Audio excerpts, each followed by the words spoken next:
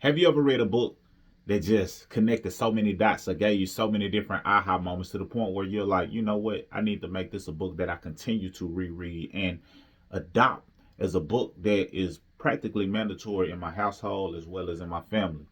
The book I'm referring to is Rich and Righteous by Jullien Gordon. And this is just a token of my appreciation for the book, but also a salute to the king for putting together this great body of work. It connected so many dots and aligned so many things and really unlocked some things that you might have been taught in terms of biblical or spiritual or religion in a way that aligns with those who are righteous, those who want to, be the light, those who want to be rich and righteous. And that's really what I'm about energetically, spiritually, just being rich and righteous, doing right, but living abundantly because I just feel down to the core that that's the birthright of us all. That being said, that also connects and ties directly into what 5 a.m. Cinco affirmation music is all about.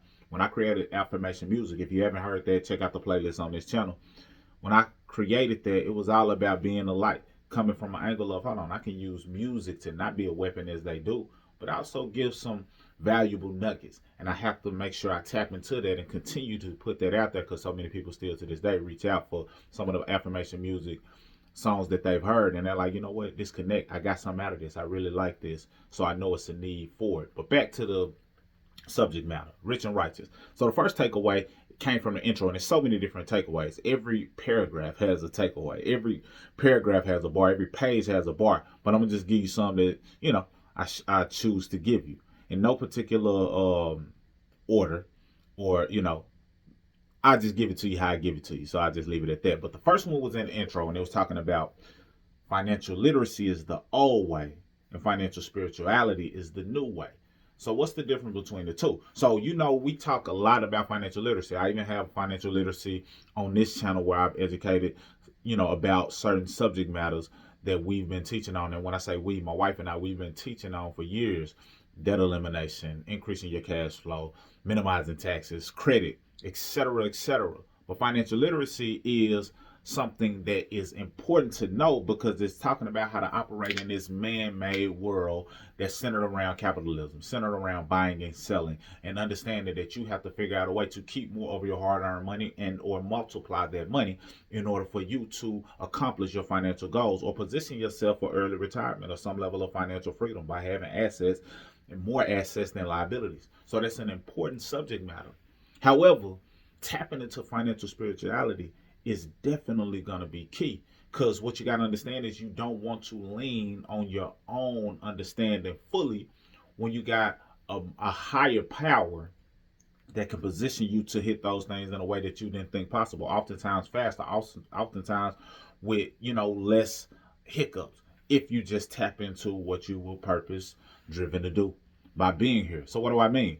Financial spirituality is you tapping into the most high power, tapping into what some people may call the universe, tapping into your God power, your inner God power, and you understanding that sometimes the work that you do that reaps the biggest reward wasn't the hard work, the hustle and bustle, the stress and strain of going and get it as we've been taught. Sometimes it was you in your spiritual place, really just tapping into moving and flow that led to some of the biggest breakthroughs. They led to some of the greatest ideas. They led to some of the greatest manifestations in terms of cash flow, income, whatever it is that you want to attract into your world. A lot of it came from a spiritual realm.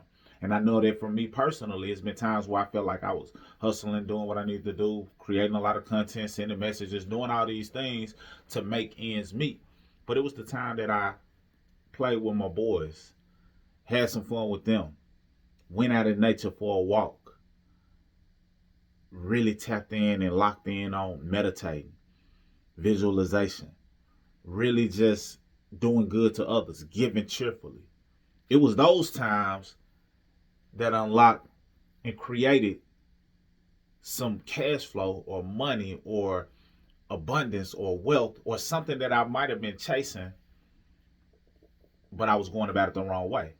See, if you just, Jay-Z has a quote where he said, I just open the door and let God in.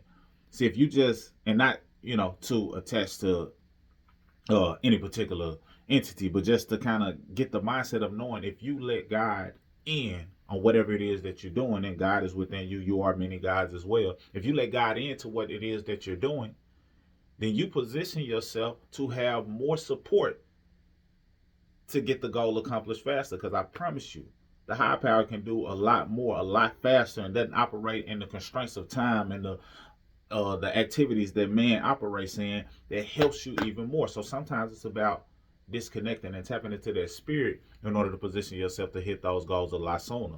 So I understand what he says when he says financial literacy is the old way, but financial spirituality is the new way, because you have to tap into the higher power. And many people have been doing this for years. So it's not necessarily the new way, it's just the lost way that has been resurfacing. And some people call it new age thinking, new age spirituality. These are based on ancient principles. These are based on universal laws that if you tap into it, test it out. Test out visualization. Test out meditating. Test out tapping into nature. Test out giving cheerfully. Test out certain things that are written in law and see if it helps you manifest even faster.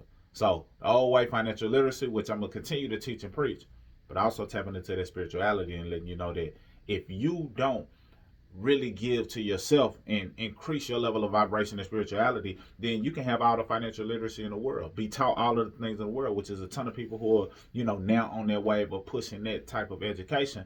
You can receive all of the information that you need, but if your soil isn't fertile, if it's not ready to receive, if it's not ready to produce a harvest, then it lands on dry land and it does not produce the fruit that you desire and deserve to have. So you got to work on that soil, tap into the spiritual side, or else all the education you get will just be accumulating and not do anything.